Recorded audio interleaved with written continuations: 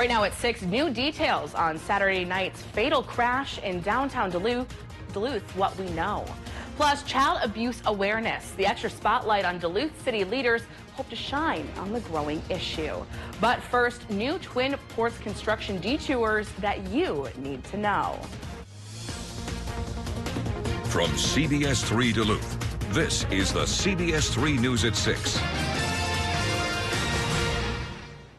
Good evening, I'm Natalie Grant. Kristen is off tonight. Thanks for joining us. Well, if you didn't already see it on your way home from work, major changes to the freeway in Duluth are now in place. It's all a part of the ongoing Twin Ports Interchange project, a more than $300 million effort to make the stretch of road safer and easier to navigate. Here's a live look at that area right now. Now, one of the biggest differences that you'll be noticing, traffic heading south on I-35 is now rerouted to Lower Michigan Street. Cars will head back onto the freeway just north of 27th Avenue West. Project leaders say this will allow them to add another lane of southbound traffic, something they say will be a big improvement compared to the one lane heading south. That's obviously beneficial for winter conditions, room to put some snow, as well as be able to, not have any concerns about, a stalled vehicle, a vehicle that spun out or whatever due to ice and snow conditions, and still be able to pass traffic. This setup will last until next fall. MnDOT leaders say this allows them to shift traffic so they can fix up other parts of the road. The speed limit on Lower Michigan Street will be at 40 miles per hour. One Duluth neighborhood in front of it has a front row seat to the can of worms construction for years. CBS 3's Kendall Jarbo spent the day in Lincoln Park near I-35, right where the detours are happening. She spoke with local businesses about what this new traffic will mean. Kendall? Natalie, traffic is flowing pretty freely right here on this stretch of the highway. Both lanes are open on southbound I-35 from here to 27th Avenue. That's not the case behind me back to Garfield. It's still one lane right now, but MnDOT officials expect that to be open in the next 24 to 48 hours. Now, drivers are not the only ones impacted by all of these detours. Business owners in Lincoln Park are also feeling the impacts of construction firsthand. While road construction is never preferred, business owners in Lincoln Park are ready to roll with the punches. The traffic will cause some problems, but I think overall it'll bring more people to the area. It's part of growth. Joel Baird owns Two Loons Gallery and Boutique with his wife Lori. It's located on Superior Street, just a couple blocks from the new southbound I-35 reroute. Baird says construction is the sign of more growth and more business in the area. The momentum that's going on here in Lincoln Park, adding new shops, new residential, new eating establishments and such, I think probably supersedes any of the construction that they have. Changes to the Twin Ports interchange can be confusing at first, so MnDOT officials want drivers to be alert. If you're headed southbound on I-35, here's where you can expect the big change. It's also important to note the speed limit here has decreased to 40 miles per hour for driver and worker safety. With this lower speed limit, there is a lower highway capacity, but that does come with an improvement of safety. And, obviously we have a marked improvement in capacity from a single lane that we've had all summer. Improvement from the summer construction is a welcomed thought for many. As for this reroute, Baird says there's no sense in worrying about something he can't control, and he's waiting to see how it all plays out. So far, it's played out well. We'll just have to see how it goes. Baird wants his customers to know even though some of the surrounding roads are closed, there's always a way to get to his store and parking is available. All right, thanks, Kendall. Well, that Lower Michigan detour will remain in place until at least next year. Well, here's another big change that you'll want to know about if you're driving around. The southbound I-35 ramp heading into I-535 closed today. That means if you're trying to head from Duluth to Wisconsin, you'll have to go on the Bong Bridge. You can still access the Blotnick Bridge from Garfield Avenue or northbound I-35. Pine County authorities are asking for your help finding a missing woman. Ashley Carlson was last seen Friday east of Hinckley. Authorities say they don't know what the 33-year-old was wearing or how she was traveling. She's 5'9" with brown hair. She doesn't have any personal belongings with her. Anyone with information is asked to contact the Pine County Sheriff's Office.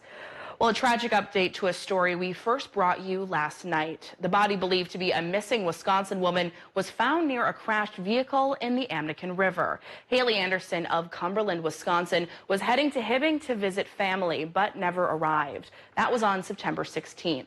This morning, authorities found the 43-year-old's vehicle in the Amnekin River near South Range. The driver, who is believed to be Anderson, was thrown from the car. An autopsy is set for tomorrow. Authorities searched that area on Friday. After pulling data from Anderson's cell phone, they weren't able to find anything at the time. Duluth police have now identified the man who died in a crash downtown. It happened just after 7 on Saturday night near South 1st Avenue East and Michigan Street.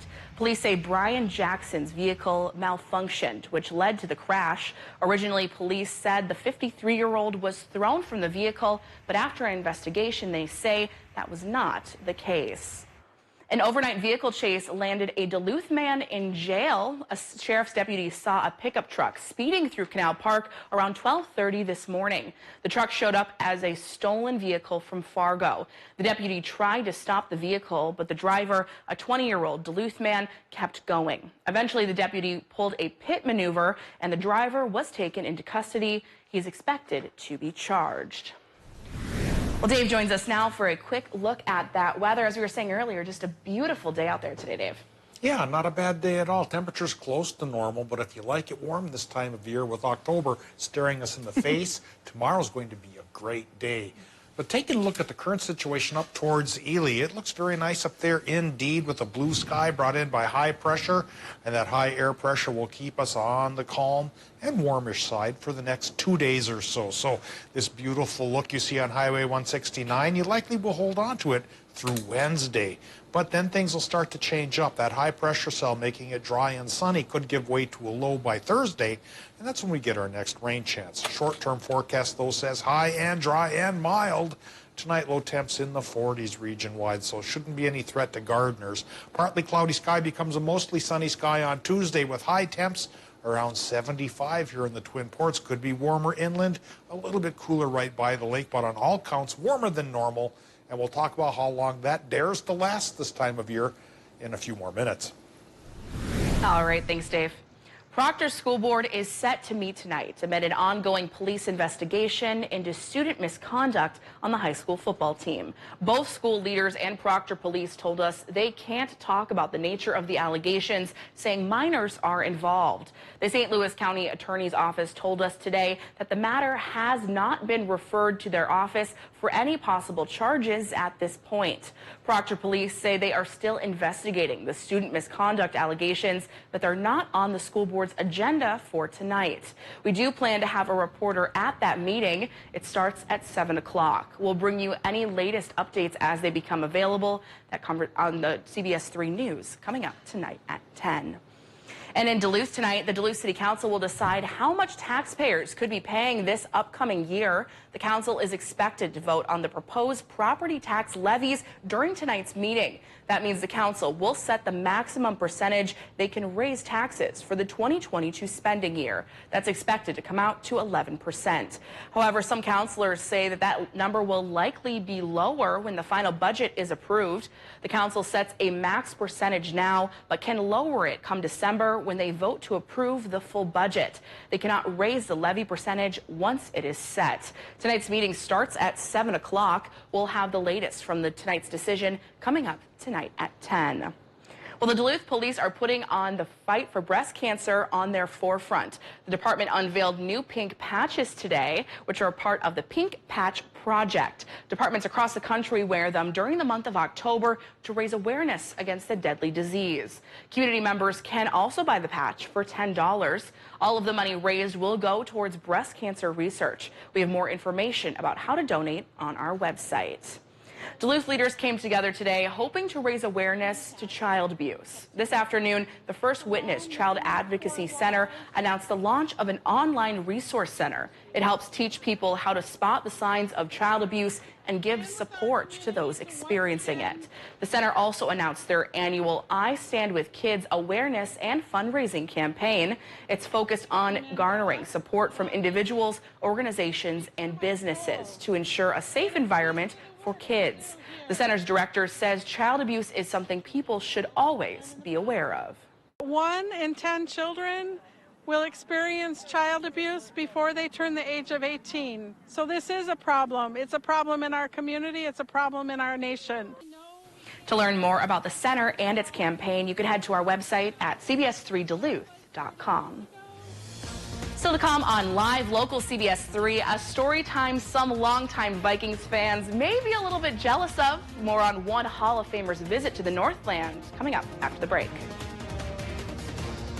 High temp for this date, it's 83 degrees from 1987. Today we were a little bit closer to the normal of 62, but we'll split the difference tomorrow, go to the mid to upper 70s. We'll talk about how long that can last this time of year coming up after our break.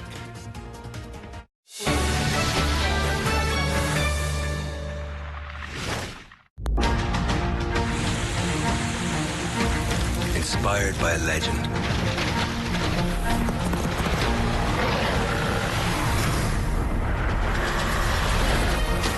Born from nature.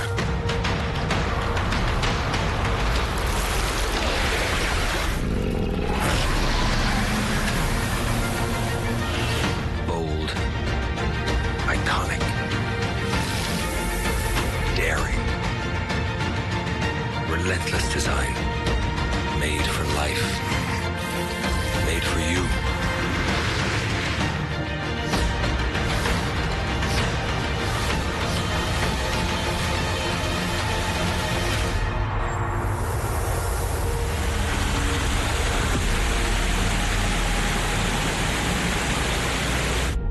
Cambria, a legend in every design. Because of you, I felt hopeless. Because you said rude things about my work, I started to question my own voice. I know it was a joke, but it still hurt me. Because of your negative comments online, I've almost quit doing the one thing that makes me happiest in life.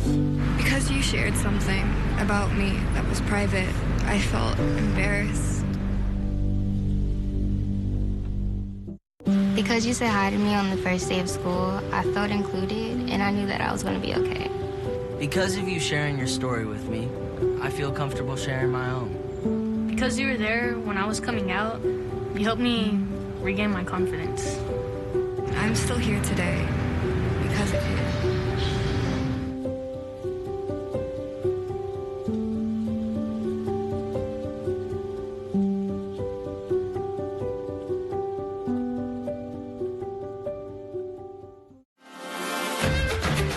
Eric Paulson here from Discover Wisconsin.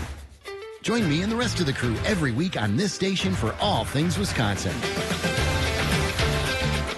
Continue the adventure on Facebook, Instagram, YouTube, and discoverwisconsin.com. And don't forget to subscribe to the Cabin Podcast, available wherever you listen to your favorite podcasts.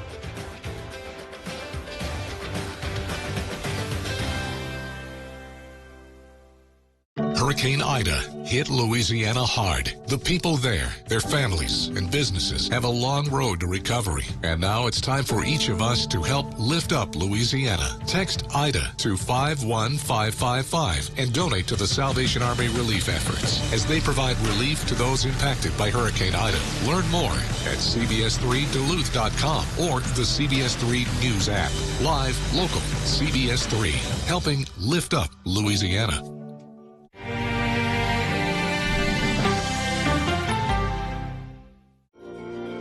Get your news on the go, the CBS3 mobile app. Now, the CBS3 Duluth WeatherMax forecast with meteorologist Dave Anderson. Well, it's awfully late in the swimming season, but the National Weather Service still wants us to be aware that tonight's not a great night for trying to swim, just in case you love it late season here. Some folks do. and there are surfers and things like that. But bottom line is we have a beach hazard alert in effect at least until 7 o'clock tonight, according to the National Weather Service, for both Park Point and Wisconsin Point. And, you know, tomorrow, when temperatures start to go into the mid to upper 70s, maybe a lot of folks will want to hit the beach one last time just to say they've done some September swimming before things eventually get cooler. The week ahead, though, is going to be milder, but the mildest of the mild will be tomorrow, with mid to upper 70s possible for a lot of our communities. We'll talk about when things dial back to normal, coming up with the 7-day forecast, which will be shown after this look at the current conditions. It's 58 degrees at the airport, 78% for the relative humidity. Easterly, southeasterly winds rolling 9 miles per hour, and our air pressure holding a bit steady, right a little bit on the high side at 29.96 inches of mercury. Current temperatures, they go 59 to 64 from Ironwood to Watersmeet, and in northern Wisconsin, we're running 56 towards LaPointe, to 65 still down towards Hayward. Everybody else is in between, of course, and into northern Minnesota. Still a wide range of temperatures to talk about. As cool as 52 up the Gunflint Trail to as warm as 70 still in Grand Rapids, with most other communities in between. Again, tomorrow we go warmer, mid to upper 70s inland, 65 to 70 right by the lake. And it should be pretty sunny and beautiful like it was today. High pressure's got a hold of the upper Midwest, so from Minnesota through Wisconsin into Michigan, we see a few clouds here and there, but really nothing in the way of rain. And that's the way we're going to hold on to things probably until Wednesday. But then come Thursday, the change will start to come. Low pressure system farther to the west will ease towards us, and then clouds will go up Thursday, Friday, Saturday, and we'll get 30 to 50% chances for showers and maybe a little bit of light rain. Right now, it doesn't look to be anything stormy, but if that was coming tomorrow with that heat, it just might be stormy. Instead, tomorrow, because of the high, that warmth will come with a blue sky. Tonight, we get a partly cloudy sky over Minnesota with lows from 43 to 50. Folks in Wisconsin and Michigan should go about 41 to 47 with that partly cloudy sky as well. Then tomorrow, what a nice day. Mostly sunny, Wisconsin, Michigan, with your highs 75 to 78. Minnesota, North Shore could go 65 to 70, but inland 75 to 78. And that'll be the big day of the week, all right, because then we'll drop to 70 on Wednesday. But hold on to the sunshine, and 70's not so bad. The normal is only 62, Natalie. Then Thursday, Friday, Saturday, we get some clouds and a chance for some rain. And if you want things to go back to normal temperature-wise, we don't drop back towards 62 till next Monday. I could get used to this new normal here. If this was our fall temperatures every year, kind of easing us in a little bit. Yeah, with some gentle rain rather than big, massive storms, it sounds like a perfect plan. I agree. All right. Thanks, Dave. Some Duluth elementary schoolers got a special visit today from a man with a very important message and one heck of a resume to back it up. CBS 3's Peter Kevakowskis takes us along for the big day. It's not every day Duluth elementary schoolers get a visit from a role model with a resume quite as diverse as this. I think it's important for young kids to understand that, you know, they can take control and that education gives them the control. Lowell Elementary School received a visit Monday from Alan Page. He's a former Minnesota Viking, the first African-American justice elected to the Minnesota Supreme Court, and a Presidential Medal of Freedom winner. Alan came to Lowell to read from his children's book, Alan and His Perfectly Pointy, Impossibly Perpendicular Pinky. While students enjoyed the story, Page hoped to get a more profound lesson. The message is that they can achieve their hopes and dreams if they prepare themselves. And school is all about preparation. Lowell principal Eve Hessler agrees, adding it's crucial for the kids to look up to such a role model. To have students see somebody who's made it so far, you know, in spite of lots of struggles that they've maybe had from our society. And he's just, like you said, a role model for our students. While Page hopes the students got a lot out of his visit, he says these trips mean so much to him as well. But when you're in a classroom with young children like that, you see the hope for the future. They give me a great deal of hope and a great deal of joy. Page wrapped up his day in Duluth at a community event talking about his proposed amendment to the Minnesota Constitution. He says it pushes to give every child in Minnesota an equal right to a quality education. Well, Kelly joins us now to see what's next in sports. Kelly, are you a little jealous Peter got to go meet Alan Page? Yeah, so here's the thing. I understand it was like a community event and he is far beyond football, just football, but like we could have found a sports angle, guys. Yeah. And get it verified on Twitter. Yeah, exactly. Justice for Justice Page. Justice for Justice Page. Well, good weekend in sports last weekend, Kelly. What a weekend in Minnesota sports. Holy moly for both Wisconsin and Minnesota. And the polls are out for UMD men's hockey. Sports is coming up next. Join us weeknights. We're live at 5 as we go around the Northland city by city. When severe weather hits, tune to CBS 3 for up-to-date coverage morning and night. CBS 3 live cams brought to you by KohlerChef.com. Now featuring the Kohler Express Deal online buying solution. KohlerChef.com. A better way to buy. You up for a ride? Saddle up. I got you right where I want you. Where do you want me? You let me do the worrying, okay? I got something here you might want to see. Good team effort. Practically family. Come on, bring it in. No, we're not hugging. NCIS moves to Mondays, followed by NCIS Hawaii. New tonight at 9/8 Central on CBS.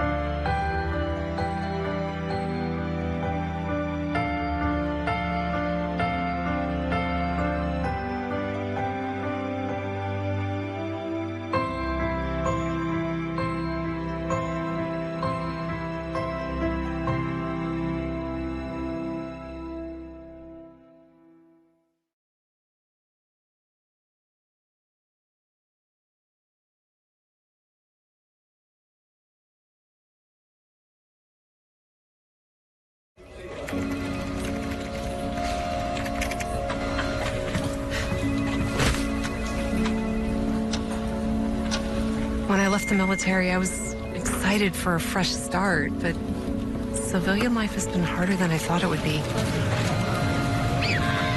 Figuring out a new career while also being a good mom, wife, and friend. Go to your room. Some days I'm barely keeping my head above water. To get back to enjoying life again, I needed to get help. Opening up to someone was a big step for me. I feel like I'm heading in the right direction. Discover how other women veterans like me have learned to thrive after military service by taking care of themselves and their mental health. Visit maketheconnection.net/womenveterans. Get ready, y'all. Start spreading the news. We're taking the show on the road and kicking off a new season in NYC. Big shows, big stars, and big surprises. We're going big in the Big Apple. Well, that works too. From Central Park to Coney Island, I'm putting the y'all in New York. You didn't even know it was there, but it is now.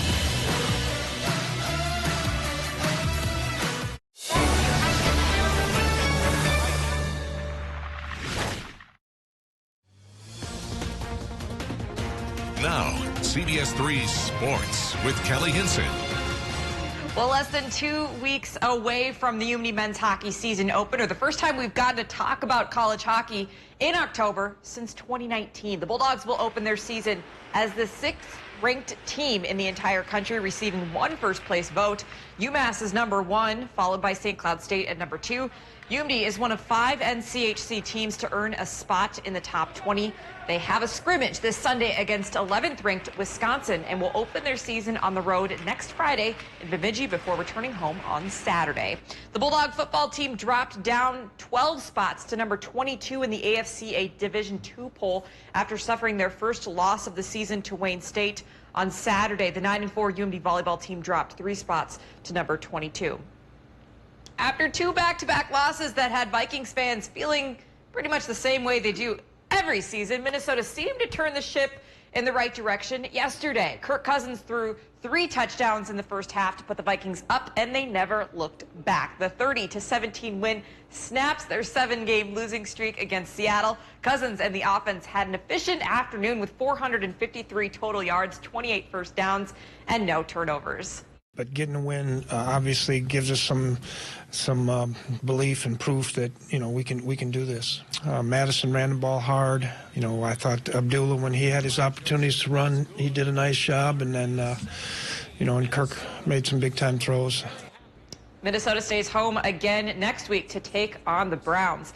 The Packers had a tough test in front of a national audience last night in San Francisco, but Aaron Rodgers went and did Aaron Rodgers things, and the win was theirs. With just 37 seconds and no timeouts, the Packers quarterback drove them into striking distance, and Mason Crosby did the rest, drilling a 51-yard field goal as time expired to seal the deal. The win left most people thinking, wait, what happened in week 1? The energy in the locker room post-game, that felt like a win. It felt like it was such a growth moment for us, and I'm really, really happy for the guys to feel that. And it feels like, okay, now we're on our way. Now we can get into this. Now we know how to win. At 2-1, Green Bay is on top of the NFC North. They host the Steelers next Sunday. And the wait is finally over for the Milwaukee Brewers. The NL Central is claimed. It is the 4th division crown in franchise history. Willie Adames launched a go-ahead home run in the first inning to erase an early deficit, and Milwaukee never let that lead go. They finished a 3-game sweep with an 8-4 win over the Mets. It's not all easy. It's not going to be. You're not going to get the result you want every single day. But we put ourselves in a great position, and then we earned all that. And then we came out this weekend and took it.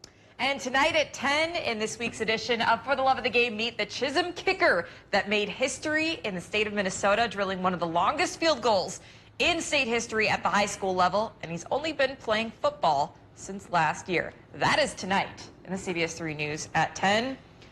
And if you tune in, you may get to see Kelly drill not a record-breaking field goal, but a field goal nonetheless. Nonetheless, well, we're looking forward to it. Thanks, Great Kelly. story. Yep, tune in at 10. Perfect. Well, tonight on the CBS 3 News at 10, we hear from parents who attended tonight's Proctor School Board meeting amid the ongoing student misconduct investigation. What they have to say coming up tonight on the CBS 3 News at 10. Well, Dave, last look at this beautiful forecast we have here. Yeah, summer-style weather will be with us tomorrow. We take a look at the 7-day and we see that high pressure makes it mostly sunny for Tuesday. Twin Ports high temp, 75 degrees. Could be warmer inland, just a little bit cooler right by the lake, but on all 3 counts, warmer than normal. The normal's 62, and so we're still pretty nice on Wednesday at 70. Rain chance, it does begin Thursday, 30% shot later in the day. 50-50 chance on Friday, followed by a 40% round up there on Saturday. And then temperatures round down back into the 60s, closer to the normals by next Sunday. All right, thanks, Dave. Well, that's your CBS 3 News at 6. We'll see you right back here tonight at 10.